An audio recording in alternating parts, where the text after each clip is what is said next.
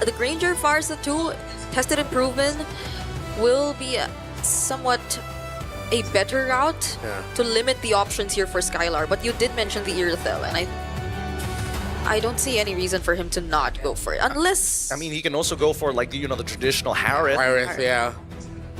You don't have to worry about the focus anymore. I would be okay, like... Harith should be fine. Guided them with the Harith together, a lot of magic damage. You play for pick-off. You play around the Kalea, you have good healing as well. There's no healing on the opposing team. You have a lot of sustain. Oh, Bruno into the Farce is very brave. Okay.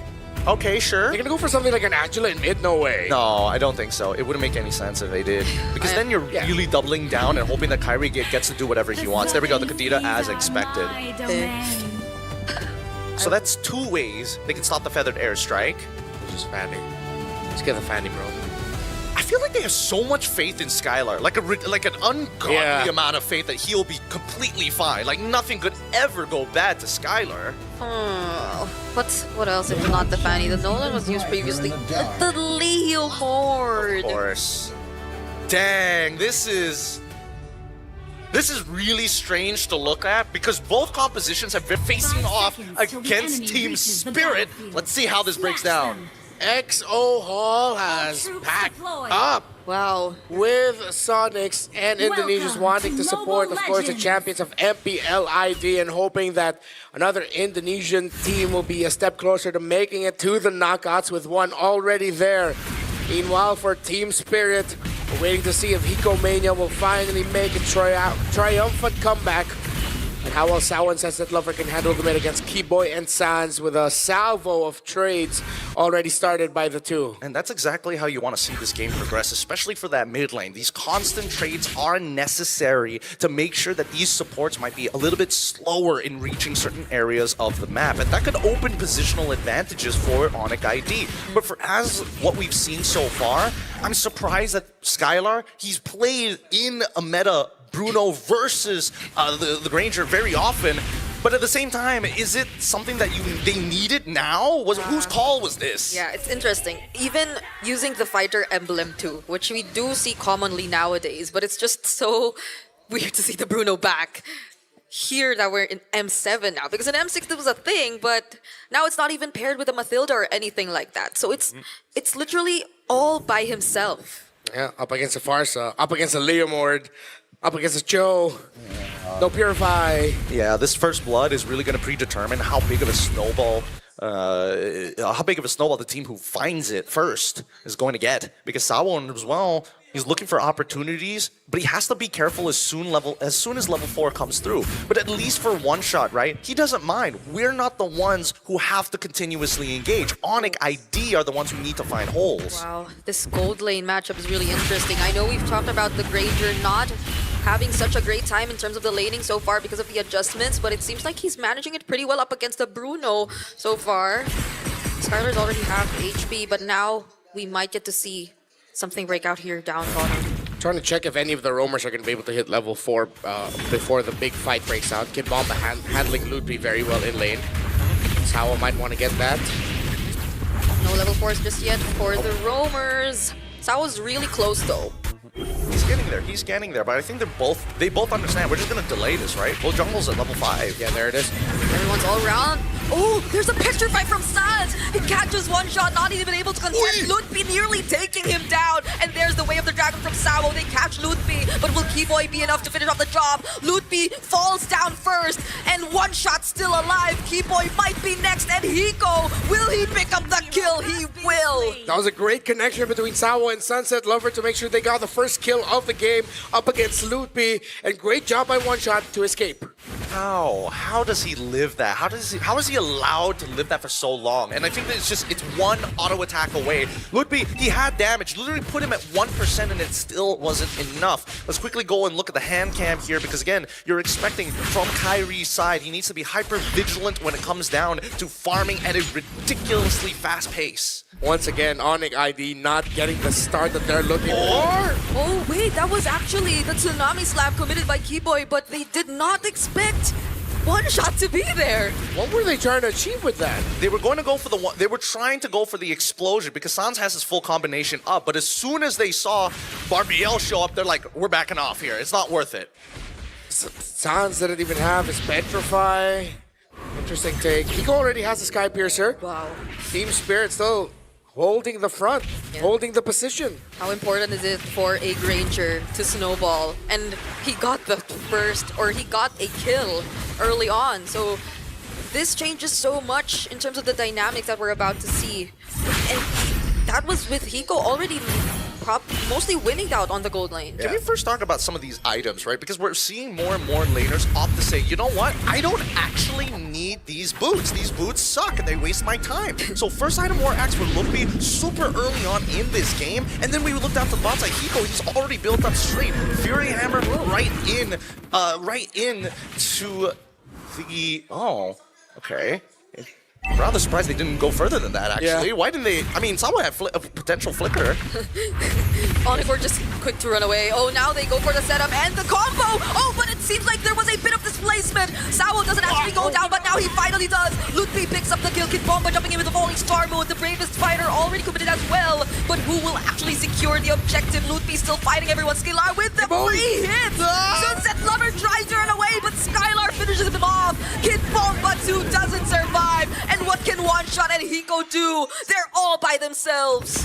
Skylar and this signature pick, Bruno. Whether it be Bruno or Irithel, give him crit, he will carry. Sunset Lover held on to that feathered airstrike, but the members of ONIC were waiting. Ludwig still had the bravest fighter up for Sunset Lover to go back, and now Team Spirit, even though they had a Sky Piercer on Hiko's Granger, they could not hold on long enough to chain some kills. ONIC also juggled the hits from the Death Sonata. Now we're seeing shades of the ONIC that we're more familiar with. For sure. And Ludwig, again, he wasn't discouraged after what happened the first time trying to get Sunset Lover. The second time, even braver, but he made sure that Sawa was out of the question as he utilizes his flicker to ensure spell. So again, in terms of resource management, ONIC ID is just etching out Team Spirit ever so slightly.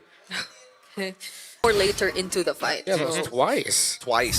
So we head back into the game.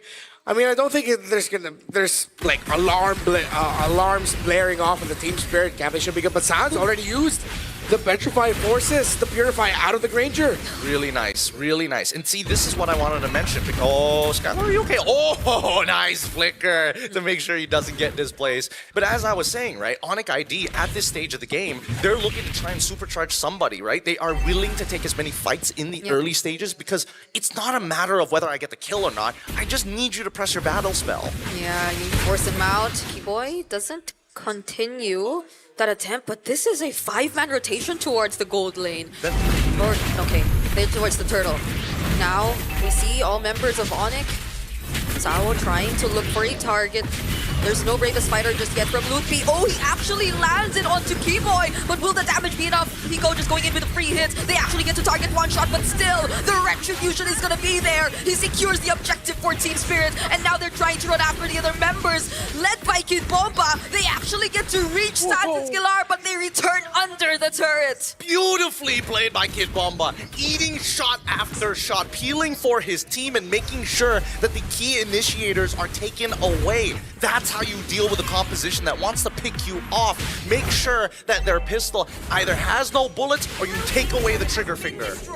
You're watching two champions go at it. Well, now Team Spirit, right after a big loss, again, we just said it, no alarm blaring in their camp, and they were able to fight that well. I like how Hiko was able to maximize his dashes to avoid the crowd control abilities of ONIC ID when they were going for that chase. And Team Spirit, 2,000 gold lead. This could climb up even more, considering that no first-tier towers have been broken by ONIC just yet. And One Shot now has a brute force breastplate. As we look at the win rate prediction brought to us by Realme 50 Pro 5G, 64% for Team Spirit. And this is off of a 2K gold lead, or a 2K deficit, some may say, right? Now, Eco already with the Malefic Roar already purchased, and early feathered airstrikes being thrown out because this is just posturing, right? Nothing really matters unless Team Spirit can almost guarantee a mid inhibitor, because once that mid inhibitor goes, this game is going to accelerate at a rapid pace. That's why Team Spirit, as you can see, moving down, holding control. They check the jungle, see, hey, there's no creeps there, we need to back off. We can't be wasting time. Yeah, and these are really careful movements we're seeing from Team Spirit. At least they have Sao and Kid Bomba to ensure that all areas are covered and that Hiko and Sunset Lover will remain safe. And that's on top of the fact that they have Purifies by themselves. So it will be a bit more tricky for Keyboy if they really want to land these combos, because they might have to work not at the same time. Setup so far. Look at this Lord setup. Net push down on bot side, net neutral top side. So good. Great setup there by Kid Bomba. Ludwig now with an Oracle. Should make him a little bit more tankier to deal with, but that's even more shield he'll be getting for himself, which means Kid Bomba is happier. Kid Bomba? Speaking of Kid Bomba, oh, now Keyboy actually goes in. He tries to look for a target. That's Sao once again, but he still has the flicker to survive. And now Kid Bomba catching two right from the back lines. Ludwig forced to flicker out, but the feathered airstrike finishes off the kill. And that's one man down for ONIC. God damn! Kid Bomba is feeling it today. Falling Star Moon, a preemptive Falling Star Moon, might I add, that he was charging to ensure that he was able to collapse upon the backline to buy that precious couple of seconds. They tried to take out the trigger man, Sao himself. He manages to survive, and this was Team Spirit's response. ONIC ID, the only thing that they are lacking right now is the fact that Sao just isn't dying enough. He is still maintaining a good amount of income to stay relevant in this game. The tension is razor thin here as the battle above the clouds sees Team Spirit taking the first Lord, and they will be taking the first commanding lead of this game. Team Spirit now, with the lineup that they have, playing around the Granger, the Leomore, the Farsa, Sunset Lover again on point. We put a lot of focus on him heading into this game with good reason, and he has proven why the focus was on him. Despite going up against the Kanata and everything that could give him a lot of problems, Sao and Kid Bomba have done so much to provide space for their Farsa. And I just gotta say, we were questioning, or we were a bit surprised with the Prio, Cho, and Granger, but they're working together perfectly so far. In this game, you barely see them away from each other. Kid Bomba said earlier they come from a region that has greatly improved with their own ideas, with their own style. If this is the flair that EEC8 brings to M7, I'm excited to see more of it. But ONIC, they have been in this spot before against Boostgate in day one. That's assuming that Team Spirit is going to let them get to that late game, right? I think that Team Spirit now recognize after that mid inhibitor is gone, well, sorry, mid tier 1 is gone, they take everything else off of the Lord push. A 5.2k lead is not bad for Team Spirit, but it's one team fight away from going back to net neutral. And that's something Team Spirit doesn't want to do. Notice that Sunset Lover earlier purchased Genius Wand on top of the Glowing Wand. Sans decides to go for something else. Goes straight into the wings, Blood Wings. Now, I don't know what that second item is going to be, but it needs to be just more raw burst. It's gonna be tricky for them now. Even when Keyboy finds a target, ONIC ID is not that safe, because now that Team Spirit's grouping up together, you saw the Falling Star Moons come in from Kid Bomba and how unstoppable they are when they try and just run through the members of ONIC ID. So now, what is next? There is the way of the dragon once again. They target Keyboy instead, so Keyboy could start things himself, but he still gets to escape, but not for long. Bomba once again jumping into the backline. Sans not even able to commit a combo. He goes down next. Kyrie fortunately dashes away, but now it's Skylar and Ludwig. They're trying to run for their lives. Sans and Keyboy were the pickoffs of Team Spirit. That was clean. The kick from Sao and the follow-up by Bomba. That's exactly what they were looking for. And Bomba, at the very least, if I am not looking to engage in Peel, I will clean up the mess left after. Now that they swept them under the rug, the real question is whether or not Kyrie is able to get in position to try and steal this Lord away while Team Spirit holds down the fort. Could be. Oh, goes in with a bit of a spider. Doesn't commit the Landshaker just yet. Sunset Lover sees where he is. 4 members, there's the withered airstrike.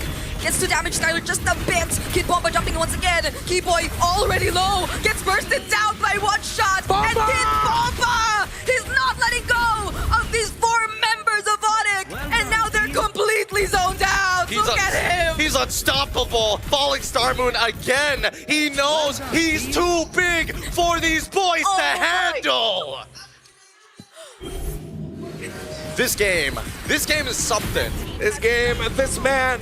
Earlier, he was talking about how they busted a toilet in Malaysia. Yeah. And now they're doing this to ONIC. Team Spirit and Kid Bomba are doing this to the champions of MPLID. Well, what did we say about Kid Bomba and him doing Kid Bomba things? This is not the Kid Bomba we saw a couple of days ago. Yep, it really isn't. But luckily, Kid Bomba now getting the arm, a piece of equipment, blade armor is so important to keep himself alive here. But Skylar has also finished the Malefic gun.